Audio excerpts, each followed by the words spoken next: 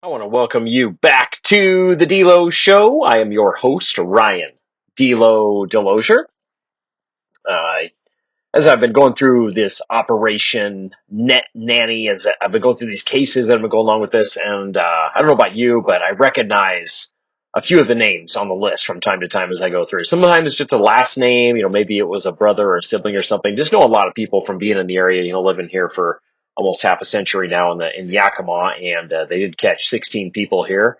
There's 311 that they've caught in the state of Washington that got caught up in this sting. So there are some familiar names. I imagine if you look through it, if you and maybe a few other people looked through it, probably half of you would recognize some names on there. So we know some of the names are on this list. And like I said, I recognized when I saw the one that happened this week as a 74-year-old Fred Thompson was standing in front of a jury, and they marked him. They all came across, all 12 of them. I think it took them like an hour, maybe two or three, to come back after deliberations and decide that he was guilty of the charges that they had against him involved in the sting for Operation Net Nanny. So he's just a guy in the community. He was writing letters to the editor about city council transparency, but earlier this week, actually last week, a jury saw a different side of him, and they saw the man caught in Operation Net Nanny. And while we're dealing with the fallout here in Yakima, four senators over in Olympia are trying to make sure that guys like Fred don't stay under the state's thumb for long. Once again, this is the D'Lo Show, and I'm glad you are here. So I'm going to go back to Senate Bill 5312. So we make a move to what the goal of Senate Bill 5312 is to slash penalties for these Operation Net Nanny style stings that happens. And so the logic of this, they say, the senators that go along with this, they say that because there was no real child, the punishment shouldn't be life. So the life on these, like they have a life sentence on there. It's like 5 years to life, 6 years to life, how many ever months to life, and then they have to register for life. So leading the charge on this is Senator Lisa Wellman. She's from District 41, which is Mercer Island and Bellevue area. And she's joined by Noelle Frame. She's from the Seattle area. Tawina Nobles, and she's from Pierce County. And Claire Wilson is from Federal Way. So if we look at the calendar, okay, Noelle Frame and Claire Wilson, they are up for re-election this year. Where Frame's Seattle district is deep blue, but Claire Wilson's she's in District 30. So she's facing challenge from representative known as Paul McDonald, and he's running as an independent with Republican backing. So if you live in Federal Way or Auburn, you have to ask, why is your senator, okay, why is Claire Wilson, why is she fighting to reduce supervision for predators caught in Yakima? Why is she doing this? Yakima and your Federal Way Auburn area. I mean, there was someone who drove from Everett to Yakima to get caught up in the operation sting that happened in our area. So your predators are coming to our area. We would appreciate it if if you're going to vote that way, that you keep them over there. So the sponsors claim these offenders are different, but I've got a WSIPP report right here that I went over a few days with you. Okay, remember we went over this report? Okay, it's the state's own research. Okay, they went through and they looked. They were asked. They basically asked a few questions like, why? How is this working?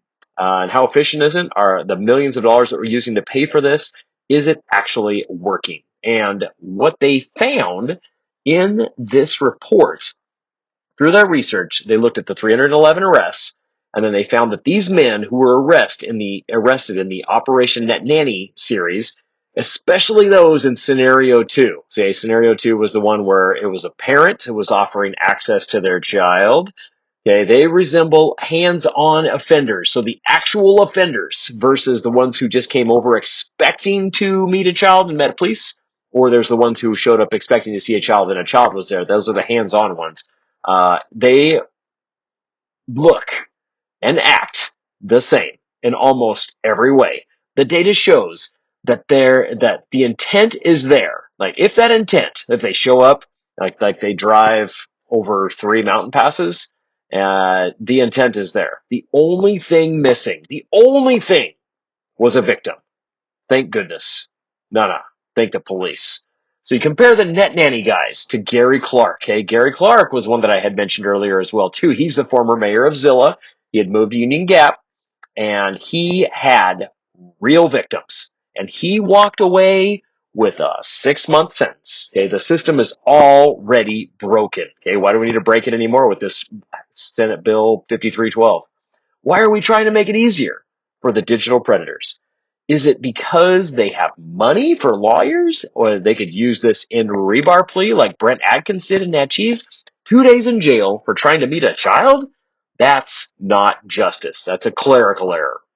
Fred Thompson, when he was there, back before he was in this trial, back before he was doing this, he would write letters to the editor, and he would say that we need to trust our lawmakers. Well, we're going to be looking at these 4 senators and trusting that they can make the right decision and be able to get rid of this SB 5312. If it passes, the lifetime part of Fred's sentence might just be a suggestion. Yeah, he doesn't have to register for a lifetime. But think about that. So those people that are the ones that are along right there, the ones that we covered right there. Once again, Noel Frame, Claire Wilson, Lisa Wellman, and Tawina Noblace. If they are in your district, just remember those are the ones. Write them letters. Let them know that that maybe you would like them to withdraw this bill as we go through, because we want our even though there's not a real victim, there would have been had we not done Operation Net Nanny. I'm Ryan Delosier. I want to thank you for listening as I went through this one with you again right here. Just a few of the things I point out for you that all 4 of these sponsors, they represent the wealthiest area and the most liberal parts. Basically, it's right along what we know is the I-5 corridor right there through the Seattle area. And they don't really, I mean, it's very different from what we see over on the other side of the mountain. Over there, Seattle's very tech heavy. Like I said, it's the wealthiest part of our state. Also the most liberal part. Okay, if you were to look at the voting maps too of how they color code the areas around most of our state, looks very red, but then when you look at that area, the King County area, it's blue, and that's where the majority of the population lies. So they may not necessarily represent. That's why we have representatives that meet from our side as well. And our representatives, we're looking out for the agricultural communities that we have here in Yakima and the working class neighborhoods where many of these stings were taking place. And then another thing here as well too, it's one of the unstated reasons for this bill is the cost. Okay, lifetime supervision is expensive that goes along with this for our Department of Corrections. So is it worth the safety of the neighborhood? I mean, do we want to save our kids, or do we just want to trust that these guys will, you think you know where I stand on that one. Do we want to trust that they can just be left to they're going to be rehabilitated in prison, right? They're going to come out ready to go?